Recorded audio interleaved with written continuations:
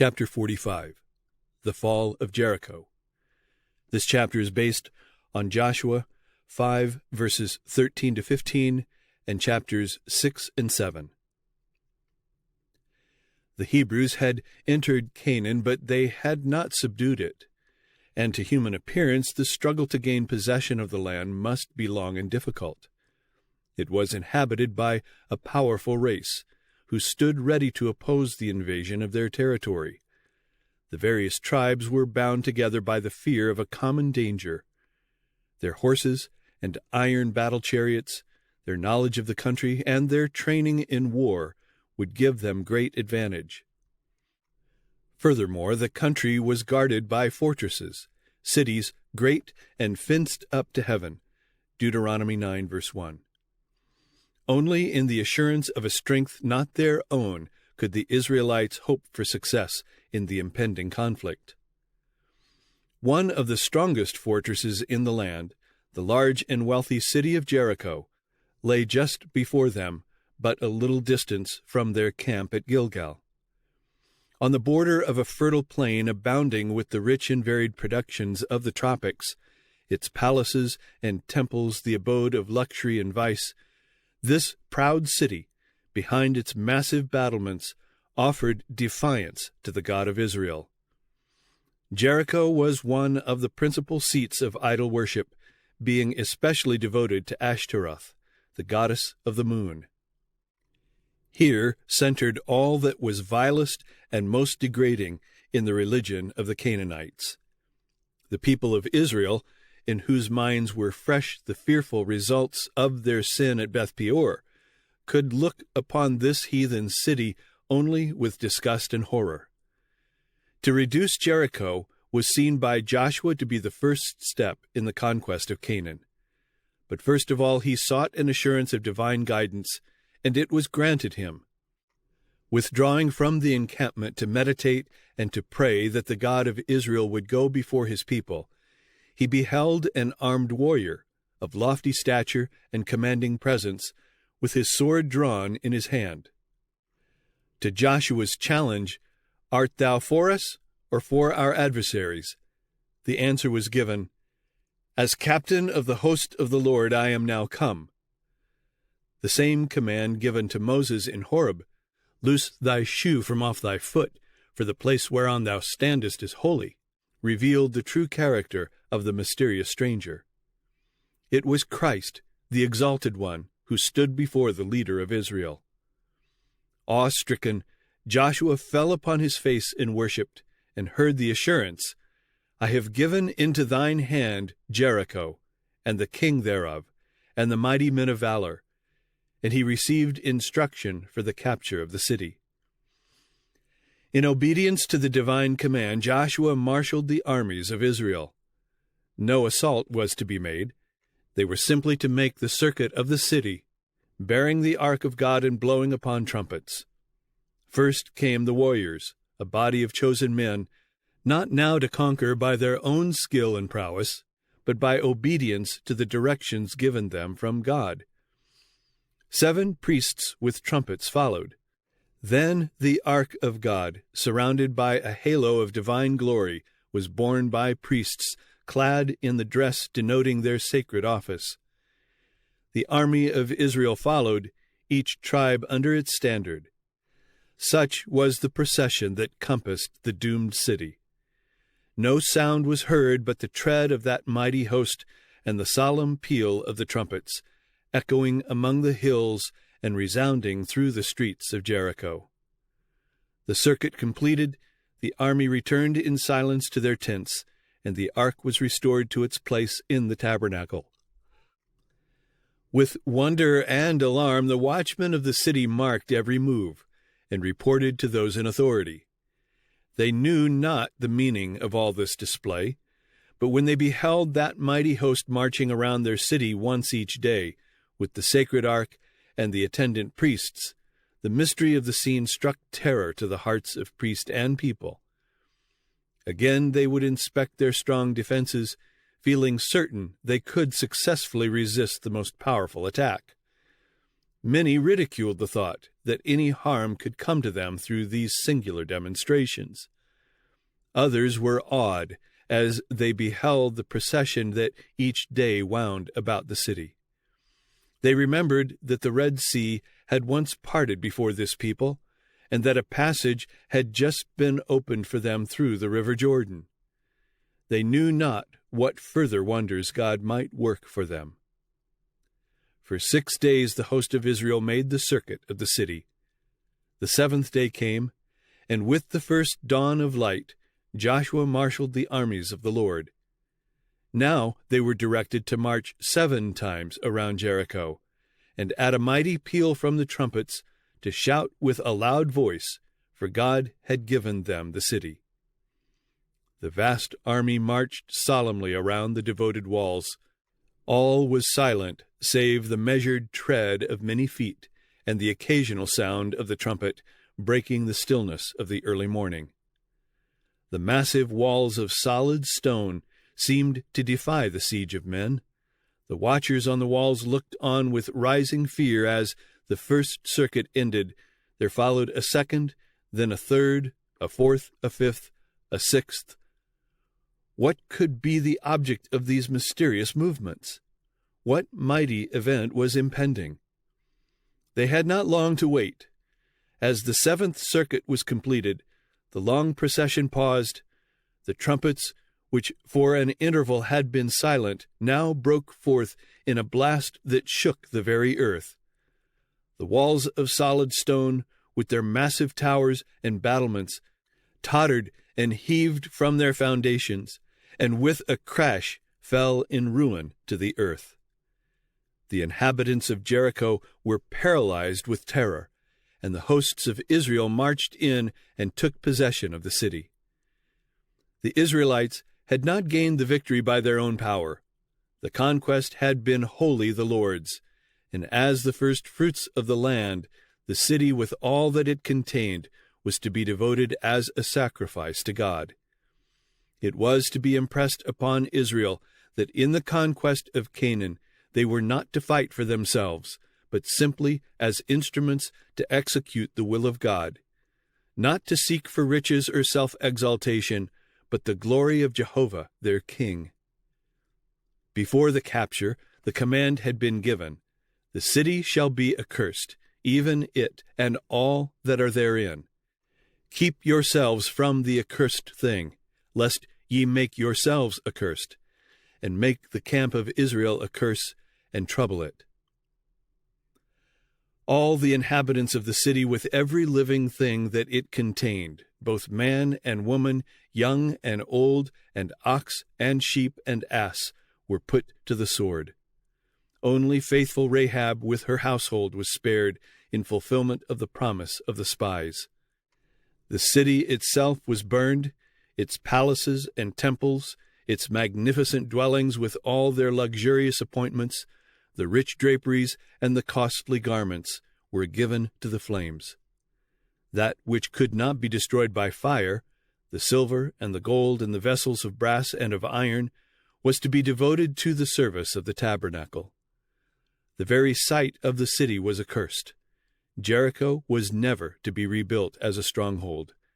Judgments were threatened upon anyone who should presume to restore the walls that divine power had cast down. The solemn declaration was made in the presence of all Israel, "Cursed be the man before the Lord that riseth up and buildeth this city Jericho. He shall lay the foundation thereof in his firstborn, and in his youngest son shall he set up the gates of it." The utter destruction of the people of Jericho was but a fulfillment of the commands previously given through Moses concerning the inhabitants of Canaan.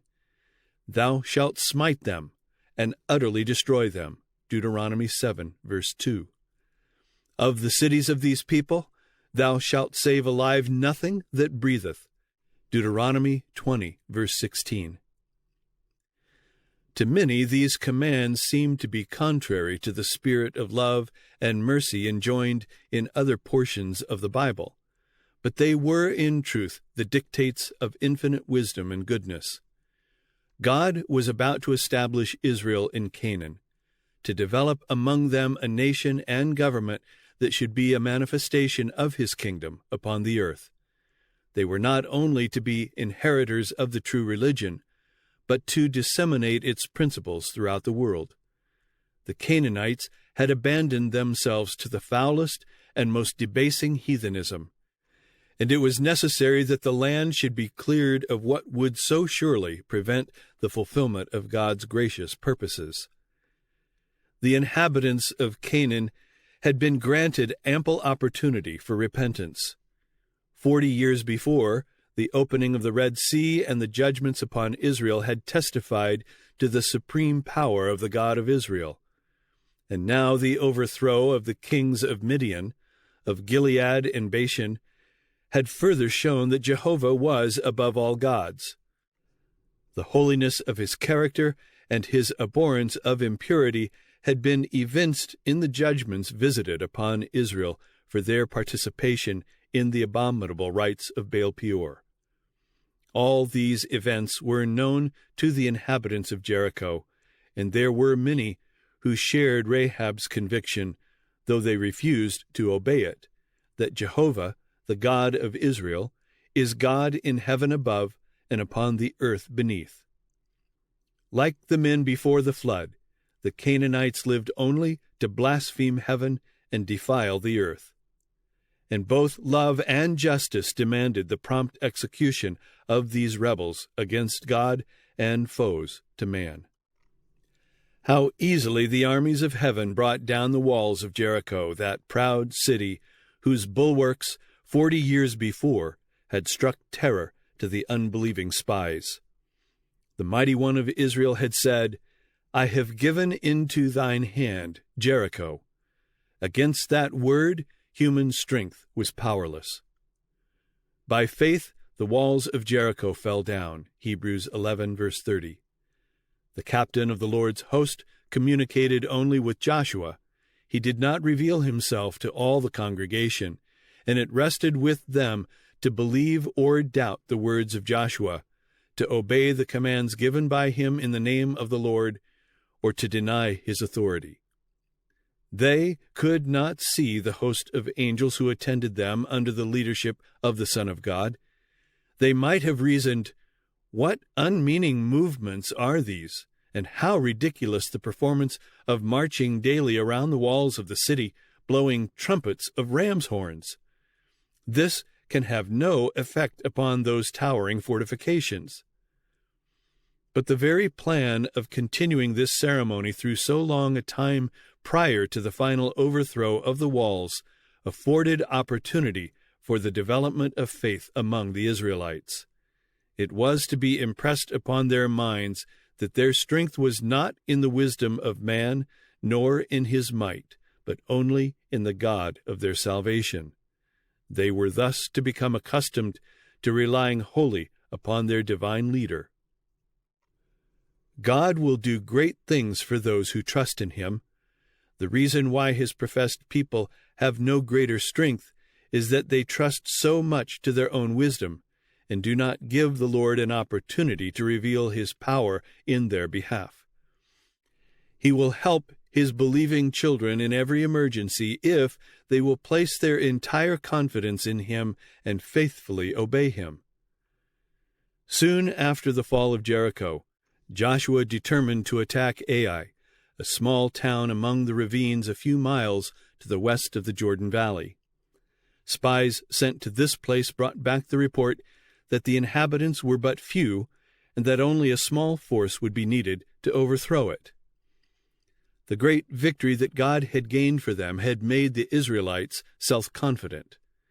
Because he had promised them the land of Canaan, they felt secure and failed to realize that divine help alone could give them success.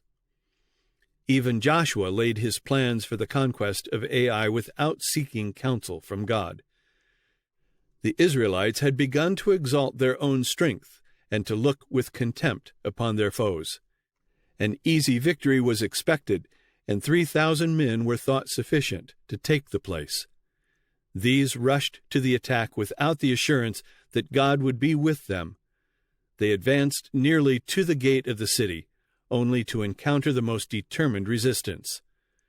Panic-stricken at the numbers and thorough preparation of their enemies, they fled in confusion down the steep descent. The Canaanites were in hot pursuit. They chased them from before the gate and smote them in the going down. Though the loss was small as to numbers, but 36 men being slain, the defeat was disheartening to the whole congregation. The hearts of the people melted and became as water. This was the first time they had met the Canaanites in actual battle, and if put to flight before the defenders of this little town, what would be the result in the greater conflicts before them? Joshua looked upon their ill success as an expression of God's displeasure, and in distress and apprehension he rent his clothes and fell to the earth upon his face before the ark of the Lord until the eventide, he and the elders of Israel, and put dust upon their heads. "Alas, O Lord God," he cried, "wherefore hast thou at all brought this people over Jordan, to deliver us into the hand of the Amorites, to destroy us? O Lord, what shall I say when Israel turneth their backs before their enemies? For the Canaanites and all the inhabitants of the land shall hear of it, and shall environ us round, and cut off our name from the earth. And what wilt thou do unto thy great name?" The answer from Jehovah was, "Get thee up, wherefore liest thou thus upon thy face? Israel hath transgressed my covenant which I commanded them." It was a time for prompt and decided action, and not for despair and lamentation. There was secret sin in the camp, and it must be searched out and put away before the presence and blessing of the Lord could be with his people. "Neither will I be with you any more, except ye destroy the accursed from among you." God's command had been disregarded by one of those appointed to execute his judgments, and the nation was held accountable for the guilt of the transgressor. They have even taken of the accursed thing, and have also stolen, and dissembled also.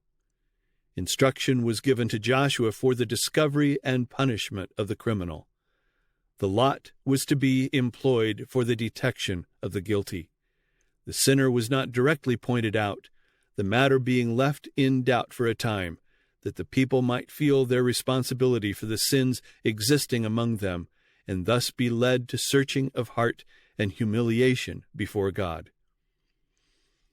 Early in the morning, Joshua gathered the people together by their tribes, and the solemn and impressive ceremony began. Step by step the investigation went on. Closer and still closer came the fearful test. First the tribe, then the family, then the household, then the man was taken, and Achan, the son of Carmi, of the tribe of Judah, was pointed out by the finger of God as the troubler of Israel. To establish his guilt beyond all question, leaving no ground for the charge that he had been unjustly condemned, Joshua solemnly adjured Achan to acknowledge the truth. The wretched man made full confession of his crime. "Indeed, I have sinned against the Lord God of Israel, when I saw among the spoils a goodly Babylonish garment, and 200 shekels of silver, and a wedge of gold of 50 shekels weight. Then I coveted them, and took them. And behold, they are hid in the earth in the midst of my tent." Messengers were immediately dispatched to the tent, where they removed the earth at the place specified, and behold, it was hid in his tent, and the silver under it. And they took them out of the midst of the tent, and brought them unto Joshua, and laid them out before the Lord. Sentence was pronounced, and immediately executed. "Why hast thou troubled us?" said Joshua. "The Lord shall trouble thee this day." As the people had been held responsible for Achan's sin, and had suffered from its consequences, they were, through their representatives, to take part in its punishment. All Israel stoned him with stones. Then there was raised over him a great pile of stones, a witness to the sin and its punishment. Wherefore the name of that place was called the Valley of Achor, that is, trouble. In the book of Chronicles, his memorial is written, Achor, the troubler of Israel. 1 Chronicles 2, verse 7. Achan's sin was committed in defiance of the most direct and solemn warnings and the most mighty manifestations of God's power. Keep yourselves from the accursed thing, lest ye make yourselves accursed, had been the proclamation to all Israel. The command was given immediately after the miraculous passage of the Jordan and the recognition of God's covenant by the circumcision of the people, after the observance of the Passover and the appearance of the angel of the covenant, the captain of the Lord's host. It had been followed by the overthrow of Jericho, giving evidence of the destruction which will surely overtake all transgressors of God's law. The fact that divine power alone had given the victory to Israel, that they had not come into possession of Jericho by their own strength, gave solemn weight to the command prohibiting them from partaking of the spoils. God, by the might of his own word, had overthrown this stronghold. The conquest was his, and to him alone the city with all that it contained was to be devoted. Of the millions of Israel, there was but one man who, in that solemn hour of triumph and of judgment, had dared to transgress the command of God. Achan's covetousness was excited by the sight of that costly robe of Shinar. Even when it had brought him face to face with death, he called it a goodly Babylonish garment. One sin had led to another, and he appropriated the gold and silver devoted to the treasury of the Lord. He robbed God of the first fruits of the land of Canaan. The deadly sin that led to Achan's ruin had its root in covetousness, of all sins, one of the most common and the most lightly regarded. While other offenses meet with detection and punishment, how rarely does the violation of the 10th commandment so much as call forth censure? The enormity of this sin and its terrible results are the lessons of Achan's history. Covetousness is an evil of gradual development. Achan had cherished greed of gain until it became a habit, binding him in fetters well nigh impossible to break. While fostering this evil, he would have been filled with horror at the thought of bringing disaster upon Israel, but his perceptions were deadened by sin, and when temptation came, he fell an easy prey. Are not similar sins still committed in the face of warnings as solemn and explicit? We are as directly forbidden to indulge covetousness as was Achan to appropriate the spoils of Jericho. God has declared it to be idolatry. We are warned, "Ye cannot serve God and mammon." Matthew 6, verse 24. Take heed and beware of covetousness. Luke 12, verse 15.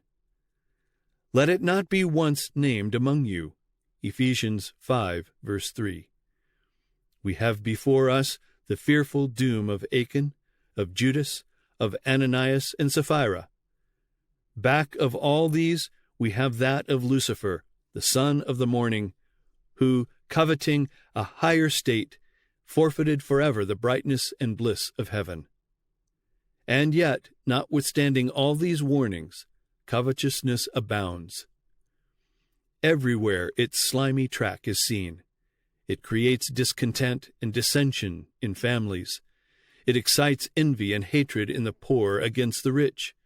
It prompts the grinding oppression of the rich toward the poor. And this evil exists not in the world alone, but in the church. How common even here to find selfishness, avarice, overreaching, neglect of charities, and robbery of God in tithes and offerings. Among church members, in good and regular standing, there are, alas, many Achans. Many a man comes statedly to church, and sits at the table of the Lord, while among his possessions are hidden unlawful gains, the things that God has cursed. For a goodly Babylonish garment, multitudes sacrifice the approval of conscience and their hope of heaven. Multitudes barter their integrity and their capabilities for usefulness for a bag of silver shekels. The cries of the suffering poor are unheeded. The gospel light is hindered in its course. The scorn of worldlings is kindled by practices that give the lie to the Christian profession, and yet the covetous professor continues to heap up treasures. Will a man rob God? Yet ye have robbed me, saith the Lord. Achan's sin brought disaster upon the whole nation. For one man's sin, the displeasure of God will rest upon his church till the transgression is searched out and put away. The influence most to be feared by the church is not that of open opposers, infidels, and blasphemers, but of inconsistent professors of Christ. These are the ones that keep back the blessing of the God of Israel and bring weakness upon his people. When the church is in difficulty, when coldness and spiritual declension exist, giving occasion for the enemies of God to triumph, then, instead of folding their hands and lamenting their unhappy state, let its members inquire if there is not an Achan in the camp. With humiliation and searching of heart, let each seek to discover the hidden sins that shut out God's presence. Achan acknowledged his guilt, but when it was too late for the confession to benefit himself. He had seen the armies of Israel return from Ai defeated and disheartened, yet he did not come forward and confess his sin. He had seen Joshua and the elders of Israel bowed to the earth in grief too great for words. Had he then made confession, he would have given some proof of true penitence, but he still kept silence. He had listened to the proclamation that a great crime had been committed, and had even heard its character definitely stated, but his lips were sealed. Then came the solemn investigation. How his soul thrilled with terror as he saw his tribe pointed out, then his family and his household. But still he uttered no confession until the finger of God was placed upon him. Then, when his sin could no longer be concealed, he admitted the truth. How often are similar confessions made? There is a vast difference between admitting facts after they have been proved and confessing sins known only to ourselves and to God. Achan would not have confessed had he not hoped by so doing to avert the consequences of his crime. But his confession only served to show that his punishment was just. There was no genuine repentance for sin, no contrition, no change of purpose, no abhorrence of evil. So confessions will be made by the guilty when they stand before the bar of God, after every case has been decided for life or death. The consequences to result to himself will draw from each an acknowledgement of his sin. It will be forced from the soul by an awful sense of condemnation and a fearful looking for of judgment. But such confessions cannot save the sinner. So long as they can conceal their transgressions from their fellow men, many, like Achan, feel secure and flatter themselves that God will not be strict to mark iniquity. All too late their sins will find them out in that day when they shall not be purged with sacrifice or offering forever. When the records of heaven shall be opened, the judge will not in words declare to man his guilt, but will cast one penetrating, convicting glance, and every deed, every transaction of life will be vividly impressed upon the memory of the wrongdoer. The person will not, as in Joshua's day, need to be hunted out from tribe to family, but his own lips will confess his shame. The sins hidden from the knowledge of men will then be proclaimed to the whole world.